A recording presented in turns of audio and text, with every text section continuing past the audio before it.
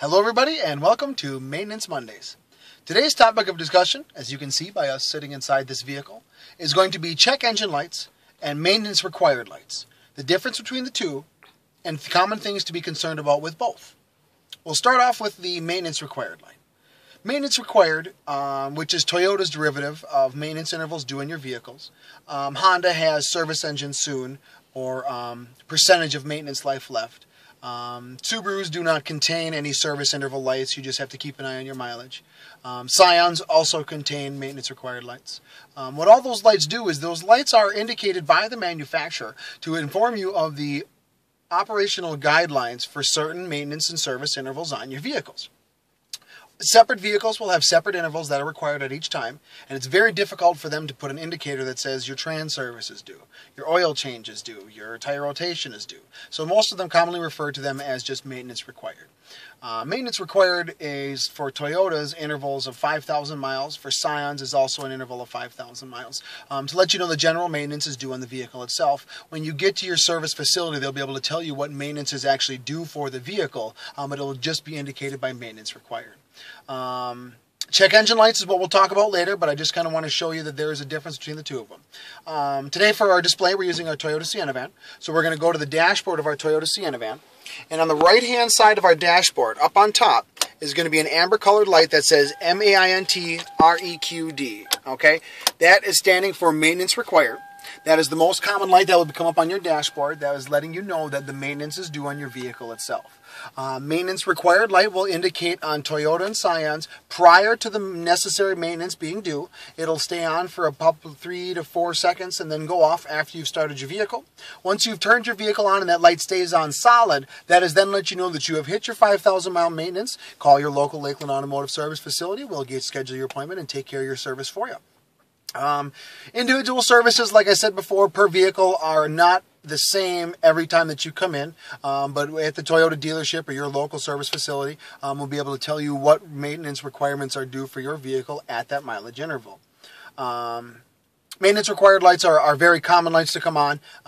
You're not going to burst into flames if you don't immediately drive in when your check engine or maintenance required light, comes on. But most common place is when the light comes on to start flashing after you start the vehicle. Call and make an appointment a couple of days out. By the time you get in for your service, that light may be on solid or just before that light is on solid. Take care of the maintenance on the vehicle when you're at your Toyota service facility, Lakeland Toyota. We will then reset your maintenance indicator for you to let both you and your vehicle know that the service has been performed. That also resets the cycle for your next needed maintenance. Second part of today's topic is check engine lights. Now, the check engine light is a little bit more important to pay attention to than the maintenance required light. Not that the maintenance required light doesn't have any importance, just the check engine light is a much more important factor for your vehicle's overall longevity and performance. Check engine lights will come on for a variety of different reasons. They can be driveline related. They can be emissions related. They can be environmentally related. There's a lot of things that can cause check engine lights to come on.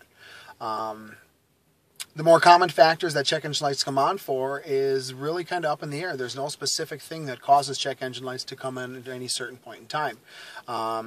Check engine light on solid, what that means is that there is a system or sensor on your vehicle that has fallen outside of its acceptable driveline or running parameters, or that sensor itself has failed.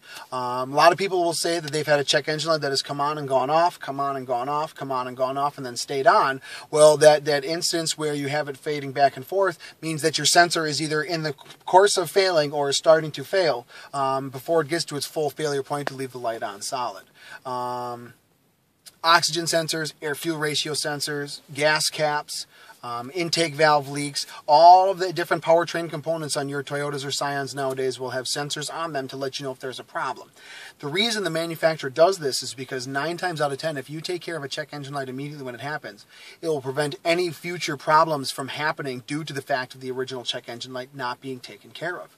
Common place for that is oxygen sensor or air-fuel ratio sensor. Both of those sensors installed at your emissions-related component for the catalytic converter system that's installed on your vehicle, which is regulated by the EPA. If you fail to change those sensors when the check engine light comes on, you can have a continual failure of the catalytic converter system, making it extremely costly to get your vehicle repaired, and or it will also cause you to fail the emissions test when you're due to get your new stickers for your vehicle. So check engine light on. You'll definitely want to get that to your Toyota dealership, get that checked out and see what that condition is. 9 times out of 10, the light will come on solid and be on solid, and that's just to let you know there's a fault in the system. Very rarely people have experienced what's called a flashing check engine light. Flashing check engine light is much, much more severe than check engine light being on. Flashing check engine light is actually letting you know that there is a major or massive fault to the driveline emissions or powertrain systems of your vehicle, i.e. something is definitely wrong. Check engine light flashing normally constitutes do not drive that vehicle. Driving a vehicle with a flashing check engine light can cause additional harm to that vehicle and or to yourself, i.e. if you're in the middle of traffic and your engine locks up, you will then coast to a stop right where you stand. There'll be no chance for braking or turning or any of that stuff. She'll quit right where it stands. So flashing check engine lights much, much more important than check engine lights on solid.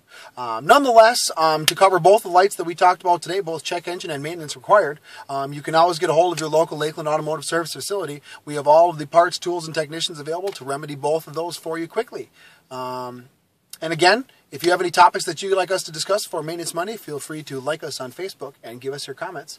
This has been Alex Kellner for Maintenance Mondays. Take care.